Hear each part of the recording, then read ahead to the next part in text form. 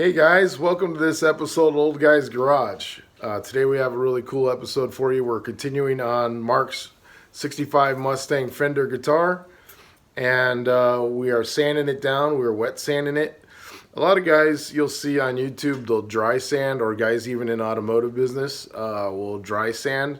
And I don't like dry sanding primer because you can see what you're doing better when you're wet sand it because the dust comes off because it's wet as you're doing it, and you can see when you're done and when you're not done, so you don't take off too much material or you take off just enough. And you can't really see that happening when you're dry sanding primer because it builds up all the primer like flake on there and you can't see your work, what you're doing. So I like wet sanding it, plus it's easier and plus the dust doesn't get in the air. So I always like wet sanding cars. So you have to use wet dry or wet sanding paper that's specific for wet sanding. And we're going to show you how to do that today. And then probably won't shoot it today, but you guys will see it in this video. We're going to actually paint his guitar and lay some color on it in this video as well. So stay tuned. We got a cool episode for you. I hope you appreciate what we're doing here today, guys, because it's below freezing and we're in California. It's 30 some degrees. Let me bring you outside. It's crispy out here. I don't know if you can see my breath or not, but there's Uncle Nick's truck. We're going to be working on that. As soon as this guitar's done, we had an incident with this car, with this truck. We had some serious wind, like 70 mile an hour gusts, 70 sustained, just constant. And I was out running errands. I opened the door and the air going by sucked the door open and spun it around and cocked the door, put a small ding in where the door hits the fender, or shouldn't hit the fender, but where it hit the fender, and chipped the paint. So now I got to do some work on that to actually get it to match and fix it. So shout out to Steve out in New Zealand who really wants to buy this truck. How you doing, Steve? Hopefully we get this thing fixed up for you and we can agree on a price and you can ship this baby over to New Zealand. So stay tuned for this episode, guys. Here I'm going to show you. I'm going to flip the camera around, show you the mountains. Man, it's chilly out here right now. It looks sunny and beautiful and warm, but it's cold. Here, let me flip the camera around. All right, so that's my street. We're looking at the mountains right here. That's Cucamonga Peak. The elevation of that mountain is about 8,500 feet. Let's see if I can zoom in on it a little.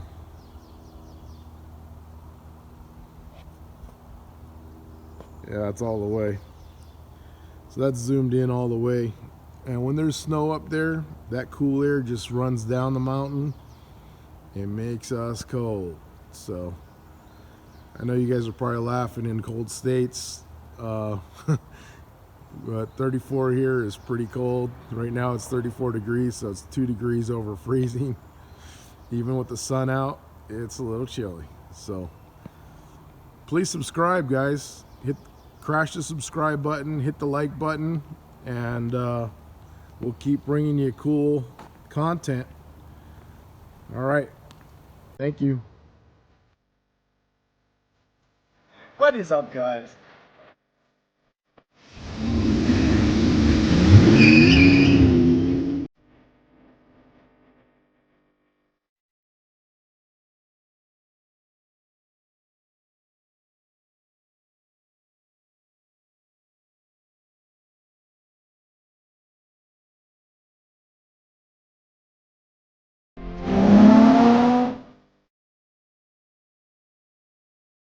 Here's Mark's guitar hanging right where we left it.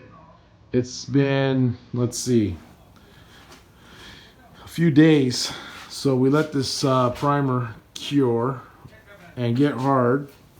So it's been a few days and it's ready to start sanding. So let's get that down and we'll start wet sanding it. Good morning, Old Guy's Garage. How's everybody on this beautiful day? I thought you were going to call me an old guy there for a minute. That's me. That's both. I got you there. That's both of us, I think, man. So you ready to start sanding on your guitar? Absolutely. Let's do it. All right. What we have here is some wet sanding blocks. So we're going to put sandpaper on that. And then I also like using these. They have a little bit of texture to them right here. And then you wrap the paper around that and then sand like that with this paper, and that's good to do around the edges, or like this part right here, not exactly right here but right here, because this will bend and contour to the shape of the guitar or a car as well.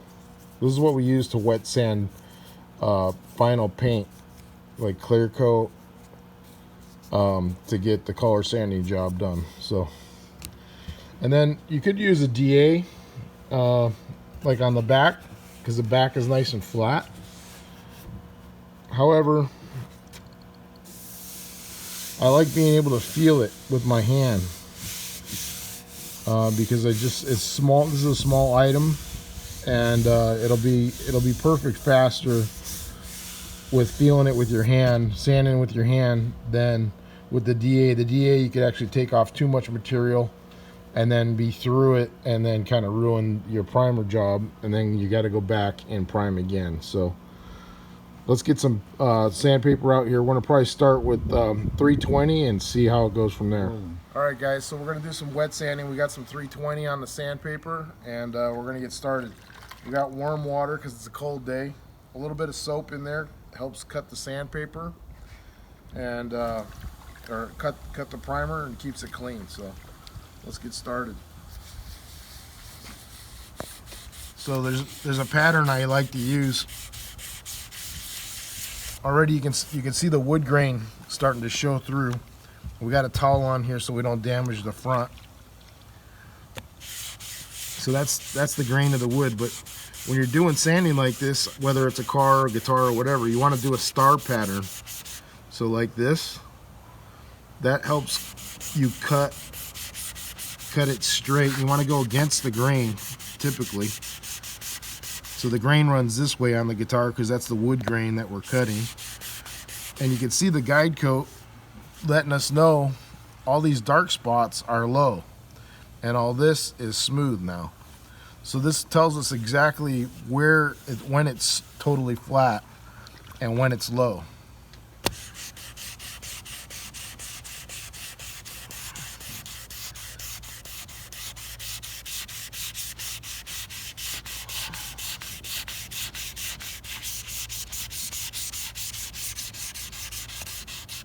And you want to keep it flat. You don't want to touch these edges. And you'll see as once we get out there, we'll kind of creep out there. This thing is going to look like a Skittle. It's going to look like a piece of candy when we're done.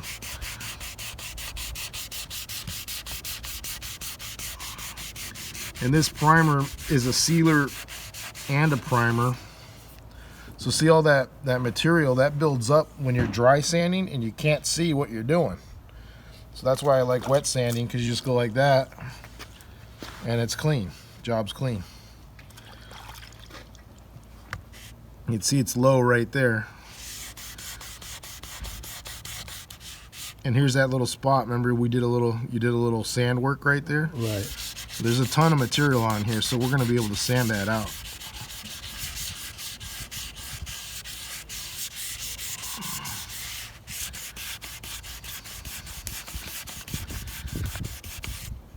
I hope you like your guitar, Miranda, when we're done. She was excited when I showed her the picture. Oh yeah? Did you show her the video too? The Well, first part? Oh, just the picture. Just okay. a photo of it. Yeah.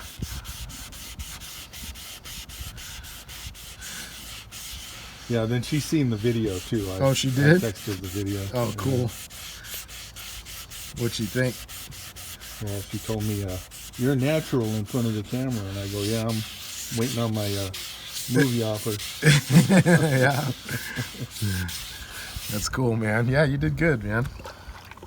Telling the story about it. Check that out. Feel that. Feel how good that feels. Oh yeah. That is nice. Doesn't that? It's so cool, man. This is where the paint job is made, in the prep. Absolutely, because that's what happened to the last two paint jobs. Yeah. What problems did you have? Using automotive paint over existing paint that, you know, was just Rust-Oleum or Krylon. That's what was underneath the paint that you were using. Right. And first one was no primer. You know, I just figured that paint would be sufficient for a primer. Oh, okay. And I was wrong, because I got an education on the hardness of automotive paint and the softness of basically over-the-counter paint that you Like buy. spray can. So then I took that paint off. Did you see that low spot? Just oh, there's still a little bit left. A little bit left. Yep. So I went down this time. I bought more paint, and I bought their primer. So I sanded everything off, and I did have some epoxy over-the-counter paint on this as a base coat for the paint job I did years ago. So I figured that would be hard enough with the automotive primer over it. I was wrong. It lasted a little longer. Well, I should say quite a bit longer than the first paint job, but it was about 6-8 months later that it started. The paint job started sticking on the guitar stand. Oh no! So whatever the chemical reaction is from the On the rubber on the guitar stand. well, I don't know that, It's but reacting it with must it? be the whatever's in the automotive paint, automotive primer over the counter. Yeah, so it softened the Rust-Oleum or the spray can paint underneath it over Right. time. So of course, Yeah, you want. Miranda's in Philadelphia, so I get a phone call. Dad, my paint job's getting sticky. And, oh my God, great, Oh man. wonderful! I get to Yeah. take it apart again. Yeah, so that will never happen with this. This will never get like that because this is hard as a rock, this primer, and then the paint's going to be the same way, and there's nothing underneath it. And I have an Ibanez guitar that's been painted over 30 years. I'm going to show you guys coming up here either in this episode or a little bit later in the next one.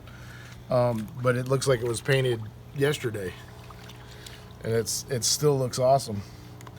Who signed that guitar? It was the lead singer from You said Brian Setzer, yeah, right. From what band was he in? Stray Cats. Stray Cats. Yeah, he signed that guitar from my brother, and then my brother gave the guitar to my daughter, and then my daughter gave the guitar to my son. That's awesome. Yeah. Well, Brian Setzer, I've never heard anyone do a cover of Bebop Deluxe, and he does a cover of Rocket Cathedrals, which is incredible. If anybody knows who Bebop Deluxe is, the guitar player Bill Nelson, band from the mid 70s, 80s. He is an incredible guitar player. A lot of guitar players know who he is, but I don't think much of the public does.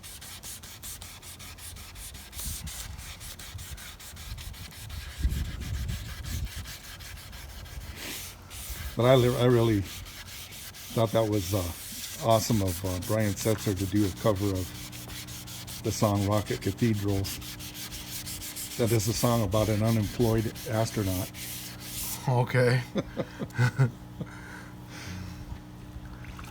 Well, you can see the low spots are almost gone down here. So we're starting to work up here and back here. It's looking good. Yeah, and this is easy. This is like you could knock it out with a DA, but you can't feel anything with a DA. And you might go too far.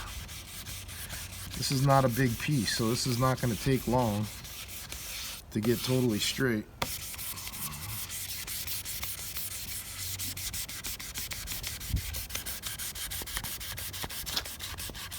You just want to be careful when you're going over the edges and keep it flat.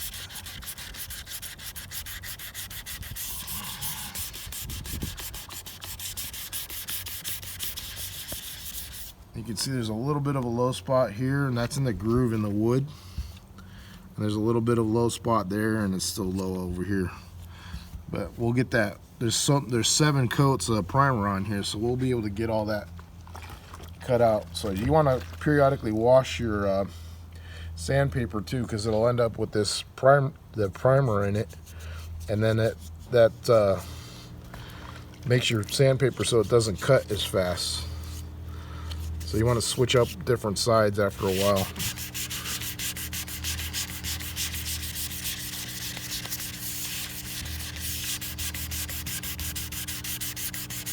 And so this groove goes this way, so we want to cut it this way against it to not get it level. It's almost gone.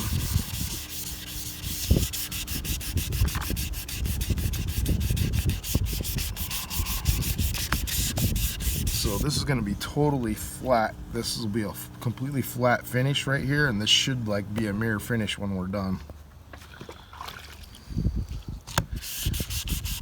The Ibanez we did was the same way. We painted it Dayglow orange. It was black, and we painted it Dayglow orange, man. It's beautiful.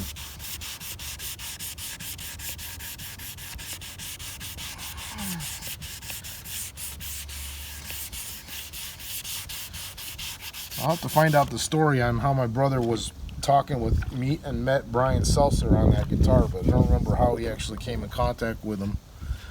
Probably over a car, because my brother's a car designer. My brother probably did some work for him and then ended up talking with him and then said, hey, I got a guitar, can you sign it for me? And I'm sure that's how it went down.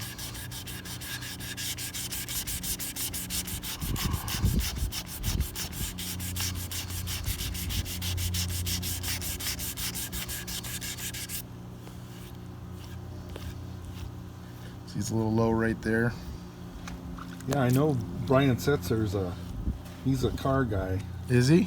Yeah. 'Cause Okay. I had heard a story from the late Joe Strummer from The Clash that he was starting to get involved in custom cars, hot rods, and he got a hold of Brian Setzer so he could get more information on what was what, and I guess how much to pay. Uh-huh. And I think they were both into like old Cadillacs, Oh, okay. if I'm not mistaken. Yeah, my brother used to have a 65 Caddy, so too, that may have been something that they had in common. Yeah, I know Brian Setzer did a cover of that, an old song called Look at That Cadillac, Huh. which I thought was really cool. So we've been sanding on it maybe 10 minutes, and you can see where it's low still, and a little bit of like orange peel in the primer still, but that's all going to come out. But we're getting there. It's all a little low right there, but it's getting pretty straight.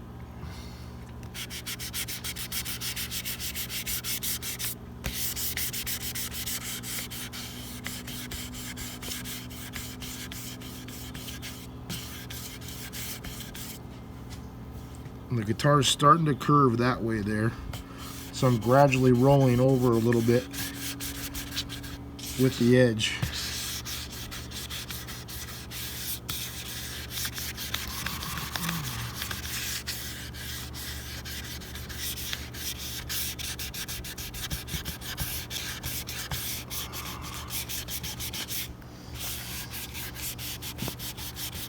And then using this block, the material has no choice but to get totally straight, which is going to make your paint job look way better. And when I was painting cars all the time, this is what we would use. After we did all the body work, we would use this material, this primer, to actually, it goes on like liquid Bondo. I had to really increase the pressure in the gun to get it to come out of the gun because it's so thick.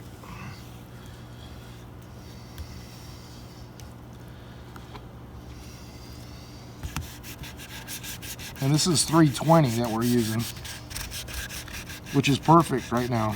It's not too fine and it's not too coarse. You use a coarser paper like 220 or 180, you're gonna put so many grooves in it that'll end up showing up in your final paint job. The back of the guitar is going to look so good. I'm going to have her learn how to flip that guitar around Jimi Hendrix style. There you go. Spin it around. The crowd can see the back of it. Yeah, there you go. Go.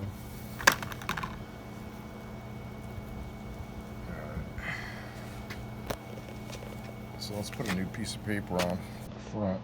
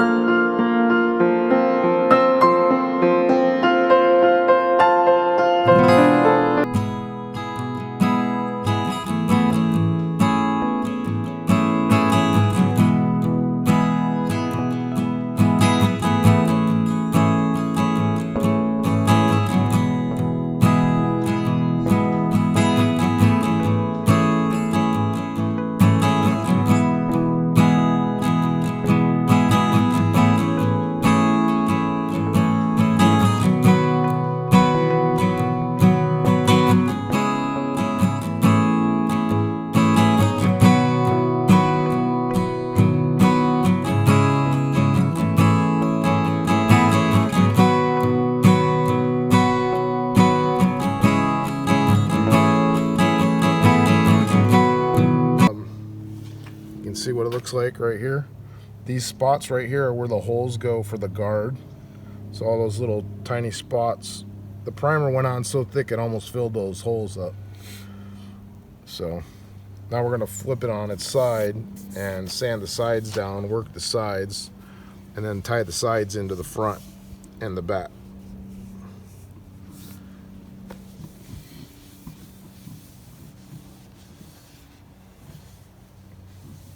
Looking pretty smooth. Looking really nice. Yeah, and that's how the finish will be on the when it's painted. It'll be just chiseled, and so the secret is getting the primer nice and flat. So what I've done, guys, I've folded this way so I can actually make one of these.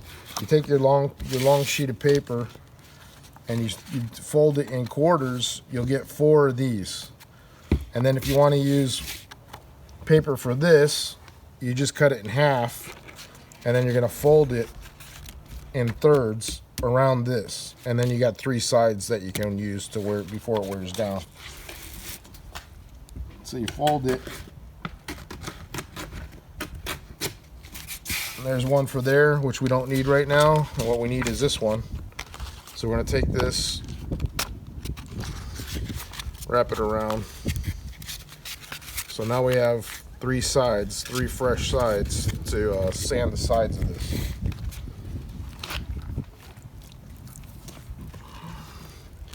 So I'm going to try and stay flat first so that it's square, and then we'll radius the sides.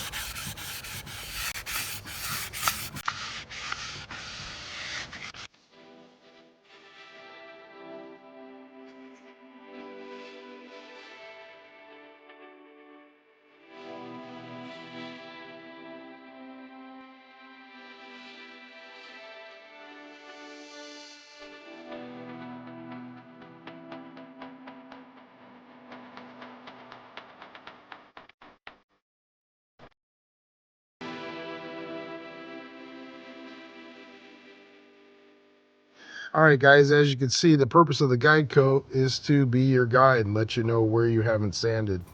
So we get a little spot right there still, but for the most part, this side is almost done. And then there's a little bit of sanding we need to do here.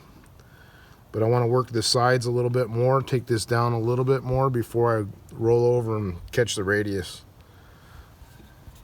And then here's the other side.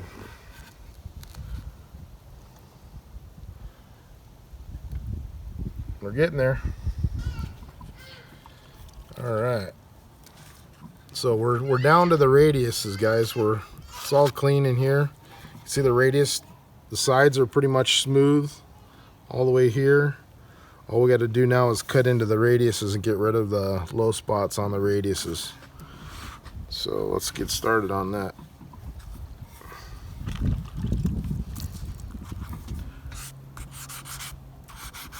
So what I'm doing is I'm gently going over the edge now. Still keeping it flat, so I'm not making any divots, and keeping it smooth.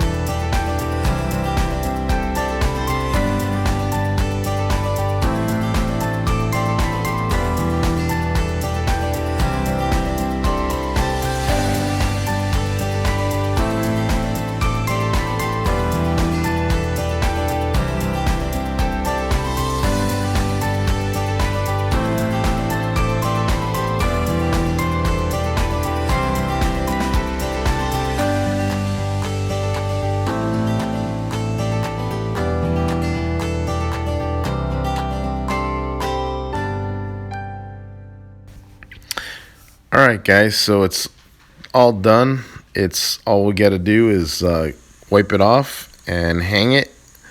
And in the next episode, we will be laying on some paint and putting some black cherry pearl on it. So stay tuned. Please like and subscribe to the channel. We really appreciate you staying tuned to the end and watching how this guide coat helped us get this guitar really smooth. So check it out. Stay tuned, and we'll see you in the next one for part 3 and some color. Black Cherry Pearl's next.